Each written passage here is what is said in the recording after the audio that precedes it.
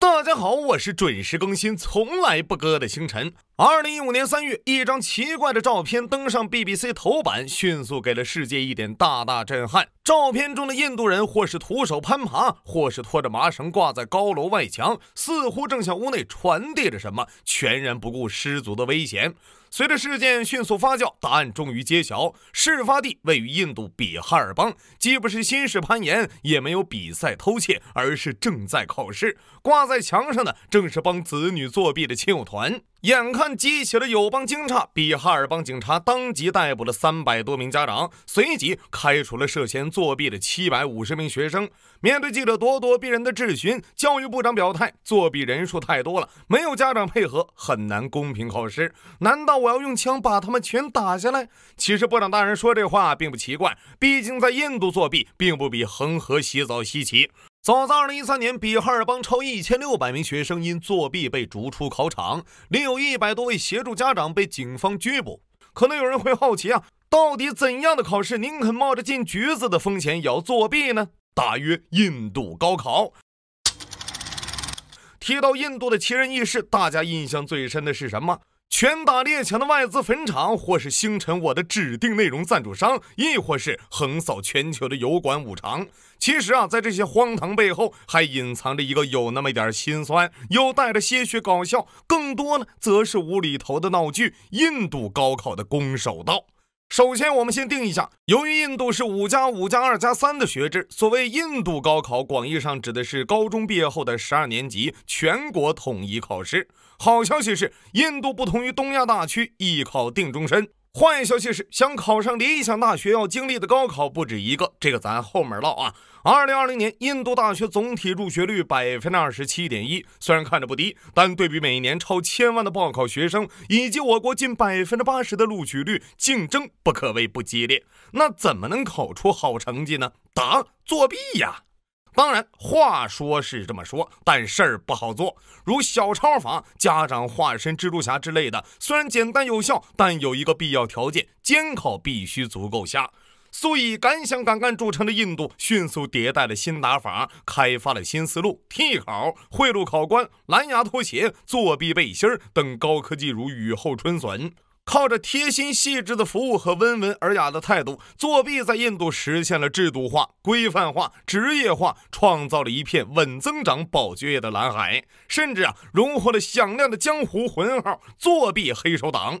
法外狂徒们提供专业的一条龙服务，考前试卷到手，考时座位自由，答案悉数相告，答纸随意捏造，只要花钱肯买，分数任意修改，甚至为加钱开通 VIP 的金主提供交白卷，由阅卷老师帮忙补答的无上尊荣，被抓后还赠送危机处理。在印度作弊有多离谱呢？举个例子啊，2016年，比哈尔邦学生卢比拉伊斩获了当地12年来政治学最高分。但令人惊讶的是，这位文科状元不仅拼错政治学单词，甚至向记者表示，政治学的授课内容是教做菜。如此虎狼之词立即引发质疑，当地考试委员会立即要求复试，结果拉伊一个问题都没答出来，直接喜提监狱套餐，图啥呢？图160吗？在接下来的大范围审查中，您猜怎么着？理科状元萨拉布不知道水与 H2O 是什么关系，同样也是复试零鸭蛋被捕。紧接着，比哈尔邦考试委员会前主席普拉萨德，当时学校校长巴查哈拉伊被捕，超300名考试委员会职员被调岗。根据拉伊交代校长巴查哈拉伊是他远房亲戚，但他对作弊毫不知情，只想通过考试，但不知道为啥成了状元。很喜欢笔友的一句话2013年，中央邦大规模考试作弊被媒体曝光，作弊行动最早始于1995年，涉案金额超10亿美元。由于案情过于曲折，我查了一篇当年的报道，这边借用阿里的大模型通义帮我快速提取下要点。根据通义总结，事发后邦政府成立调查小组，先后有2000人被送进监狱捡肥皂，另有550人遭到通缉，其中不乏中央邦邦长达亚夫、教育部前部长夏尔马、首席部长乔汉等高官。诡异的是之后的2年里，先后有40多名涉案人员死于疾病、交通事故或不明原因，一度引发恐慌。很快邦政府出面辟谣。截至2015年，仅14名涉案人员死亡，另外11名早去世了。而内政部则坚称所有嫌疑人都是正常死亡，并直言天天都有人因各种原因死亡，这是再自然不过的事儿，不必调查。在行业蓬勃发展之际，作弊黑手党还注重吸纳人才。2022年，印度中央调查局以涉嫌破坏印度理工学院入学考试为由，逮捕了一名俄罗斯黑客。据黑客交代，他在为一家印度辅导机构工作，怎么样？高级吧？当然了，掌握国家大棋的印度政府自然不是善茬。近年通过安装监控、考场安检、加强训练，严防死守。2018年甚至要求考生光脚入场。而多次提到的比哈尔邦甚至别出心裁，由经过训练的狼狗监考。可惜的是，效果依旧有限。什么年代了，谁作弊还用这么落后的手段呢？咱都是直接买考题。2016年3月21日是卡纳塔克邦高考的日子，但开考前1周考题就已在网上广为流传，售价1000卢比。当地教育部门发现后，只能紧急延期。1个月后，好不容易准备妥当，结果考题又泄了。最后挖出来是该邦教育主管的私人助理以及40名教育部雇员联合作案。根据印度时报2022年的一项数据，过去5年里，印度15个邦的考试共发生了41起试卷泄露事件。买考题就像各位投币一样简单。2024年印度还专门出台了反作弊法，规定协助考试作弊的人将被判处3至10年监禁，并处以100万到1000万卢比的罚款。美中不足的是，类似法案早在1996年就北方邦、比哈尔邦实施过，但作弊最凶的也是这几个邦。更离谱的是，作弊重灾区北方邦2018年宣布严查考试公正，随即超100万考生直接弃考。众所周知分数越低花钱越多，花钱越多分数越高，所以分数越低分数越高。2024年印度精英入学考试 NEET 被爆出作弊，起因是67名学生获得了满分720分，但2016年以来只有3个学年出现过最多3名学生满分。紧接着又多名学生成绩出现718分、719分，但根据正确答案加4分、错误答案减1分的评分细则，压根儿不可能有这样的分数。印度国家考试机构表态，这是因考场延误、题目有2个正确答案等不可控因素获得补偿分，由考官酌情发放，而获得加分的人约1500多人。不过，印度教育部长普拉丹坚决否认试卷泄露的可能性。但据比哈尔邦警察抓到的一名作弊者招供，他花了3.6万美元，在考前1天晚上就拿到了试卷。后来坊间有诗一首才饮恒河水，又是咖喱糊，万千考生竞赛，作弊百花出。不知政治学啥，难辨水是何物。涉案人员亡，内政部长曰：管他是何故。带小抄买试卷改分数，艺考隔断上下，人生变通途。既有贴心套餐，又有专业服务，只要资金足，昨天不识字儿，今日变大儒。